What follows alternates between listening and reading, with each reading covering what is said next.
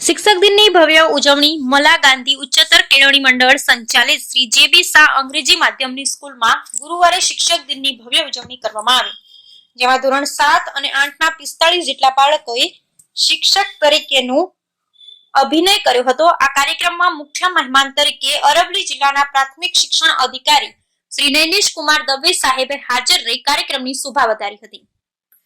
તેમણે પોતાના વક્તવ્યમાં જણાવ્યું હતું કે જો શિક્ષક હૃદયથી બાળકોને ભણાવે તો આજે પણ દ્રોણાચાર્ય જેવા ગુરુ અને એકલવ્ય જેવા વિદ્યાર્થીઓ છે। શિક્ષકોએ બાળકોને અભ્યાસની સાથે સાથે ઓળખવો પણ જરૂરી છે। વિદ્યાર્થીનું બાળપણ છીનવાઈ ન જાય તેમજ અભ્યાસની સાથે સાથે સંસ્કારનું સિંચન આપવાની જવાબદારી શિક્ષકોની છે। ભાષાને માધ્યમ બનાવી અને કોઈ પણ સંવાદ કરવો જરૂરી છે, પરંતુ આજે અંગ્રેજી ભાષા લાઇફસ્ટાઇલ બની ગઈ છે, જેની અસર આપણી સંસ્કૃતિ અને આહાર પર થાય છે। ડોક્ટર સંજયભાઈ વિદ્યા સાહેબે બાળકોને વાર્તા કહી શિક્ષકનું મહત્વ સમજાવ્યું હતું। પ્રભારી મંત્રી શ્રી પરેશભાઈ બી મહેતાએ બાળકોને શિક્ષક દિન શા માટે ઉજવવામાં આવે છે અને વિદ્યાર્થીઓના જીવનમાં તેનું શું મહત્વ છે તે સમજાવ્યું હતું। આચાર્ય દીપકભાઈ મોદીએ ગુરુ બ્રહ્માના શ્લોકથી બધા જ મહેમાનોનું સ્વાગત કર્યું હતું। તેમણે શિક્ષકોએ બાળકોનું ઘડતર એવી રીતે કરવું જોઈએ કે જેથી દરેક બાળક મોટો થઈ સમાજને ઉપયોગી થાય તેમજ દેશનો સારો નાગરિક બને એ શિક્ષકોને વિનંતી કરી હતી। કાર્યક્રમમાં શિક્ષકના મહત્વ વિશે એક સુંદર નાટક મદદનીશ શિક્ષક હિતેશભાઈ પ્રજાપતિ દ્વારા રજૂ કરવામાં આવ્યું હતું। ભૂમિકાબેન ભાવસારે નાના બાળકોનું એક ગીત રજૂ કરાવ્યું હતું। મંડળના પ્રમુખ શ્રી નવીનચંદ્ર આર મોદી સાહેબે શાળાના આચાર્ય, શિક્ષકો, વિદ્યાર્થીઓ તેમજ જે વિદ્યાર્થીઓએ શિક્ષકનો અભિનય કર્યો હતો દરેકને અભિનંદન પાઠવ્યા હતા। અંતમાં કાર્યક્રમની આભાર વિધિ મદદનીશ શિક્ષક પરેશભાઈ પરમારે કરી હતી।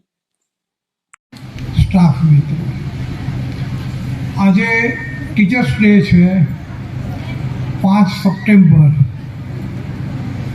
ડૉક્ટર સર્વપલ્લી રાધાકૃષ્ણ સાહેબનું જે આપણા બધાને પણ આપણે યાદ રાખવા પડશે।